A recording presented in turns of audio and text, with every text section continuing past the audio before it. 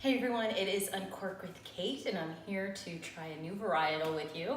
And I'm also going to tell you a little bit about a few of my favorite things.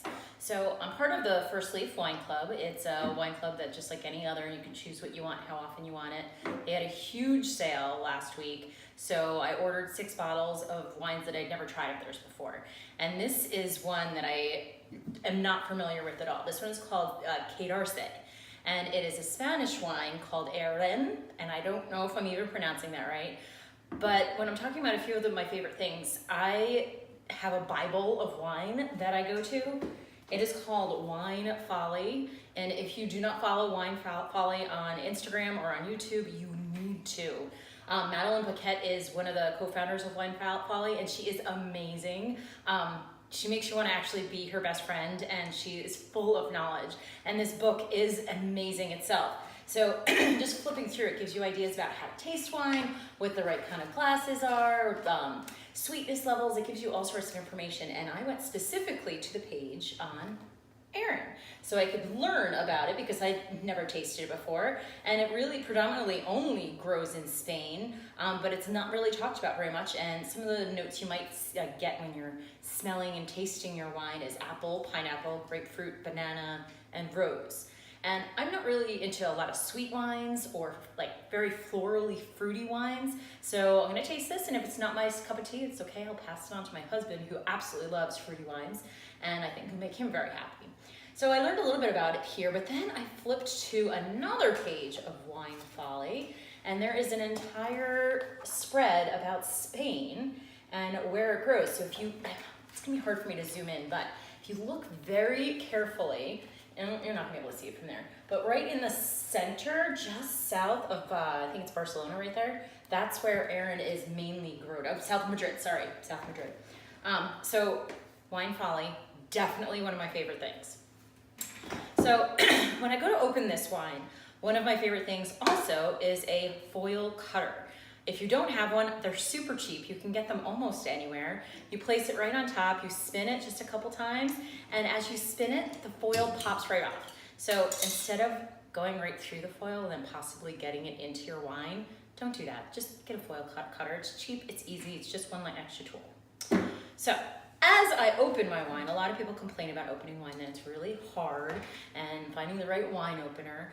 And let me just tell you, I've opened a lot of wine bottles in my day, like a lot. And I actually told my husband that one of the reasons that I liked him so much is because he had one of the electric rabbit wine openers. I've been through 3 of them so far. Luckily, only one husband. But don't waste your money on those electrics, okay? It's not worth it. And the ones with the wings that go up and down, don't bother with that. This is a wine key. And the history of it goes back to the 1860s, I believe, when a German inventor whose last name was pronounced Weinke, he invented it with only a single hinge. And since then, it's been improved a couple times over. And it even has a little knife on it. It's called a waiter's friend, sometimes you might hear, or a butler's friend. So you can cut your foil with that. I don't, because I think it's just messier and it's just easier for me with the with my foil cutter this way. So it pops out. This particular wine key or waiter's friend is from V is for Vino. And if you haven't paid attention to V is for Vino, if you haven't heard about it, it's a series about wine. A guy named Vince, who has a lot of history with not only tending bar and serving wine, but really just knowing the wine history and globalness of wine. He started the series, and it's a quick one on Amazon. You can subscribe if you have Amazon Prime. It's super easy to watch, super easy to get. And he was generous enough to send me one of his wine keys that I get to use, and I'll show you how easy it is to use. So it comes almost like with a hinge here, and it's a handle. You've got the actual corkscrew that comes out. So you hold the black part in your hand while it's completely open. Then the little tip of the corkscrew, place it right in the top of the wine bottle. Now, in real life, I twist the bottle just because it makes it a lot easier for me, but you could simply twist the wine key and go right in. Now, watch, I'm gonna do it quickly with the bottle just because I feel like it's easier, and for TV, let's just do it quicker. So, and then, so you can still see the label. Once I get it in, I can twist it nice and easy. And then with the handle on my right, I push down on the lever and you lift.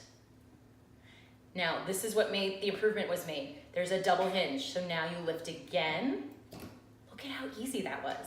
Don't waste your time on those expensive wine openers. You can get a wine key for like $5 on Amazon. Any place carries these things. Of course, they can go up in price, and this one was probably a bit more just because it is monogrammed, but I got it for free.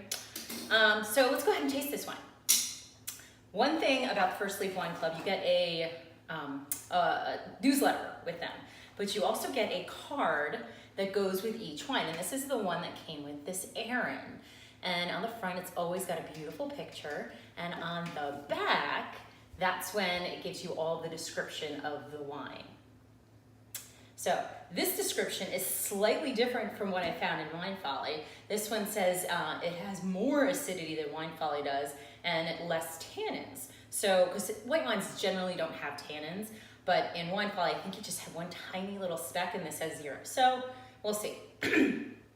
Now in the back of my First Leaf newsletter came this particular shipment. And it is a tasting mat. And if you don't have one of your own, they're great. You could just download one on the internet for free. And it's good because when you put it down, you have a white background. And you like to have a white background simply because when you check out the color of the wine, it's gonna help you out.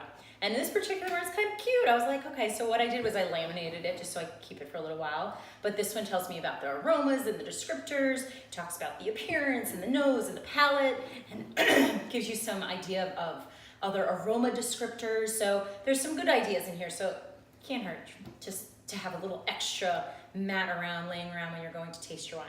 So let's go ahead and pour this one. Just do a little taste. Okay, when I pour it, it is definitely clear. Ooh, that's another reason. Oh, I want to show you this too on Wine Folly. Colors. Madeline, what we need is paint chips for colors. You got them right here in your book. They're amazing, but I don't want to have to carry this around with me. If I could carry around some paint chips with the different colors on it, and maybe even some scratch and sniff for scents, what goes well, that would be awesome. So, as I'm looking at this particular wine up against the white background and holding against the Wine Folly book, I'm looking and it looks as though it is a medium gold. Now, if I didn't have that in front of me, I would have just said that's straw, but holding it next to these colors, it actually looks like a medium gold rather than a straw. But it's definitely medium. So, extra tool helps you. So, next thing I'm gonna do is I'm going to sniff my wine. This is the nose of the bouquet. I should swirl it around a little bit to make sure it gets a little bit of aeration. Definitely smells fruity. Let me look at my typical aroma descriptors on here. I could smell pineapple. Yeah, I could definitely smell pineapple.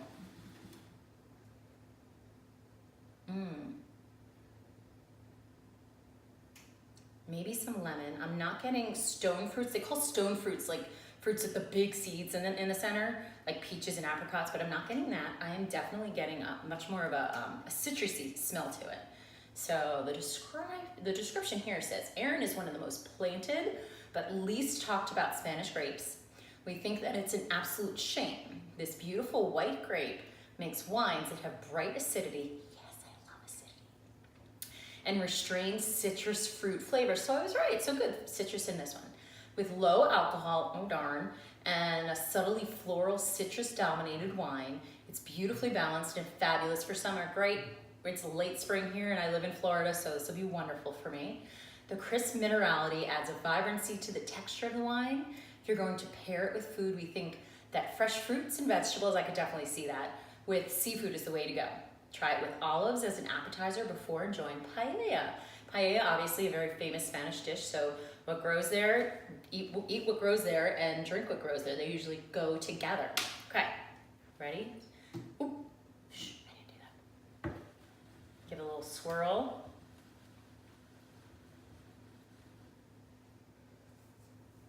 got a medium intensity with the nose. Definitely the fruits and the flowers.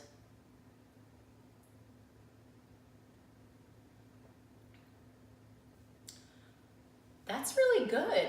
I wasn't expecting to like it as much. I was expecting it to be much more fruity and much more floral, which is not my style. This almost parallels something between a Sauvignon Blanc and a Pinot Grigio. So it's definitely perfect for right now, living in Florida. Looking at my notes down here as to what I should be looking for, I would say it's a lighter body. It's pretty short length.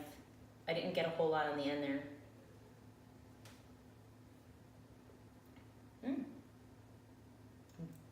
Delicious. Yeah, I enjoy this one. I would definitely drink this again.